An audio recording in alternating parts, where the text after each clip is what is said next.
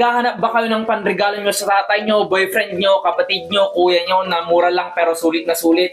Ito na yung masasuggest ko, ang Bustanten Leather Wallet. Explain ko sa iyo kung bakit. Of course, ang kagandahan dito, may free bag na siya. So, may minus ka na naman dyan sa presyo. May box na rin siya. So, you can see yung presentation niya, yan.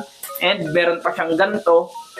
Meron pa siyang dedication letter dito na paglalagyan mo ng sulat mo. Now, dito na tayo sa real thing. Ito yung wallet ni Bustanten. Ang kagandahan dito is yung logo niya is metal na siya. So you can see, napakaganda niyan. At ang compartment niya is meron na 3 dito na cards, 2 dito, tapos 1 dito, meron na naman dito, and meron pang deceiver para in case na may barya is matatago mo talaga. Meron pang 2 compartment dito. Tignan mo na kung gaano kasulit yan.